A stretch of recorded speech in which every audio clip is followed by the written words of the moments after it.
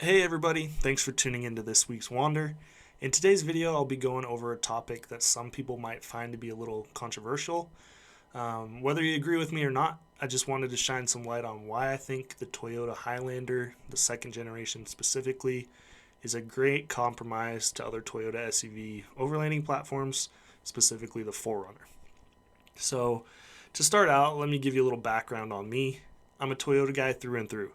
My dad pretty much raised me in Land Cruisers, and I get a lot of knowledge from him. Over the years, I've driven almost exclusively Toyota 4x4s. My first vehicle was a 1989 FJ62 that I built. My dad and I flipped Land Cruisers while I was in high school, so I drove some of those around as well. We had a few 40 series, some 60 series, some 70 series. My mom also owned an 80 series and even a 100 series. We had an FJ Cruiser at some point. Um, After I sold my Land Cruiser, I drove some temporary rigs around that we had, and then I decided that I wanted to get into a 4th gen 4runner. I slowly built out my 4runner to what most of you subscribers remember. I started on a tight budget with a spacer lift and some used tires, and it eventually evolved into a full long travel setup, 35s, custom armor, and all the doodads that made it into the perfect Rocklander setup. I rocked with that for some time, and eventually priorities changed, and here I am 1 year into ownership of my 2013 Highlander. So let's look at the journey that brought me to where I am. Why am I driving a glorified grandma rig?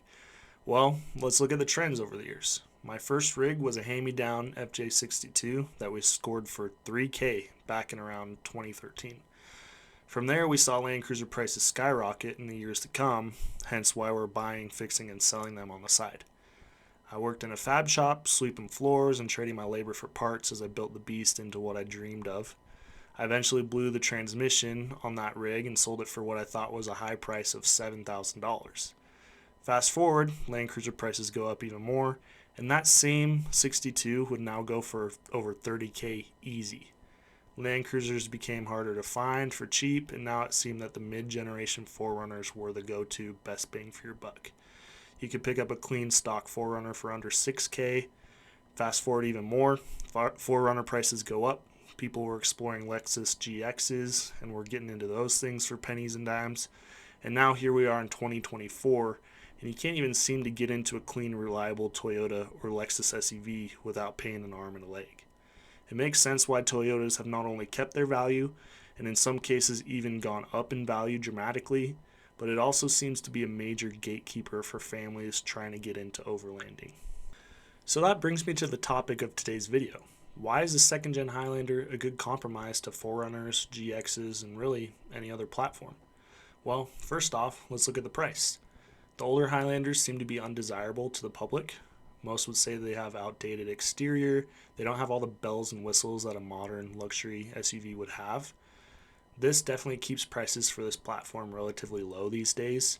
And the best part is, most of these Highlanders were bought brand new, so they're one owner and have been maintained really well ever since. On the flip side, looking at the 4runner market today, for the same year and mileage as most Highlander options, we see in some cases double the price for an older, more beat up 4runner. So realistically, to get into something comparable, you're going to be looking at a pretty beat high mileage option. Now, in most cases, you get what you pay for, and this is very true with Toyotas.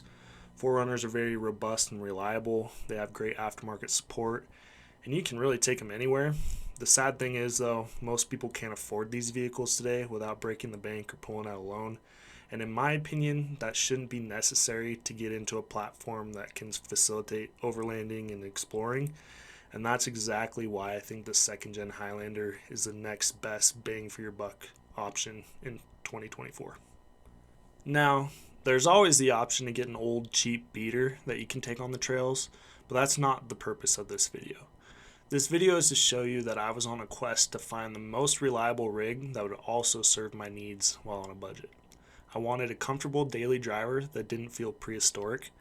I wanted to have space for the family, but also be able to gear up and hit the trails a few times a month. I needed something that was truly all-purpose, which included both on-road and off-road characteristics, so I really started digging. So let's compare the two. I have a 2013 Limited Highlander which I'll compare to the same year, same model 2013 limited 4runner for reference. So when we look at the 4runner specs, back in the day, the 2013 limited 4runner had a starting MSRP of around $41,000.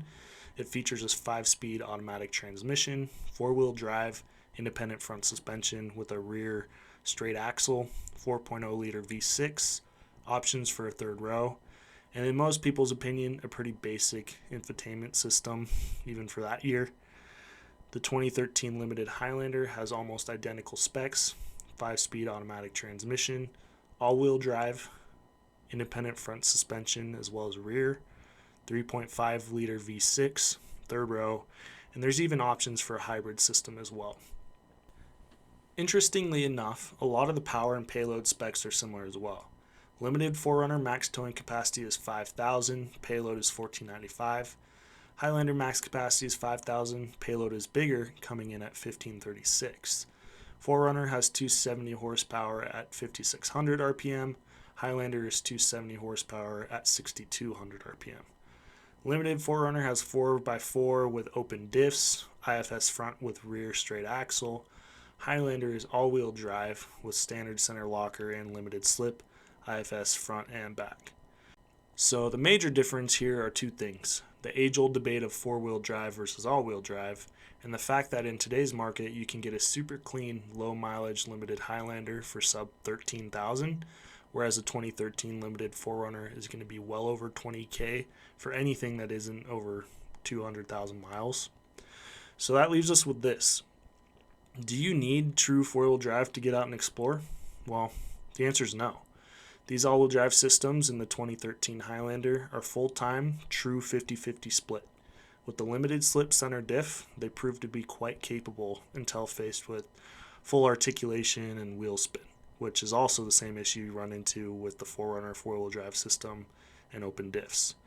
This can be overcome by installing diff locks, which are available for both platforms. With my experience in off-roading, I've found that if you pick your line right, you'll be more than capable in a Highlander with all terrains and a small lift. The aftermarket support for the Highlander is growing, and I feel that it is a very viable platform for a good all-purpose rig for you and your family. So with that being said, does the Highlander completely replace the need for a 4runner? Well, the answer is no.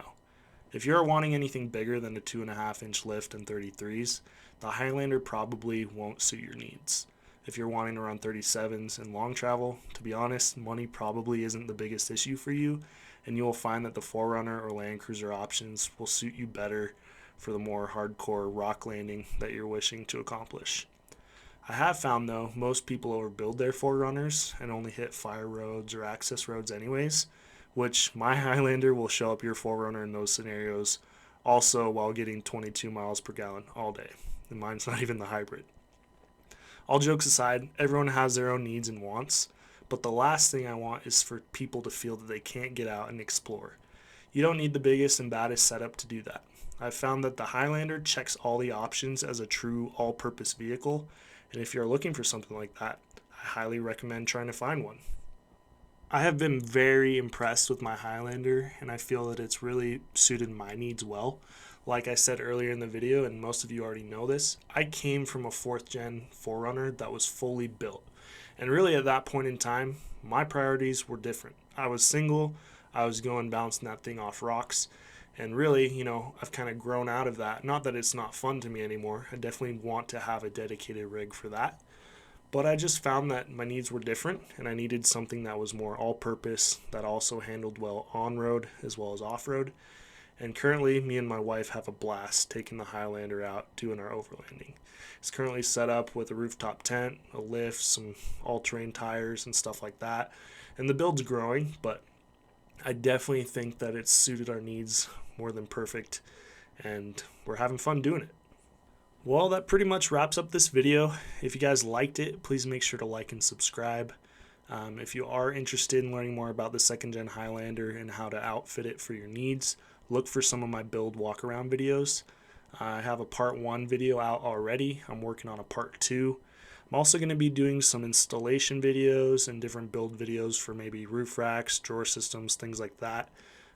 We're actually moving into our house here soon, so I'm going to get a shop all set up to be able to do that. So definitely something that I want to contribute to you guys. If you guys hate Highlanders, I guess this video is not for you, and some of the videos to come probably won't suit your needs as well. So I apologize, but I think we all can come together and recognize that we're just all trying to get out and explore. And really, it doesn't matter the platform that you have.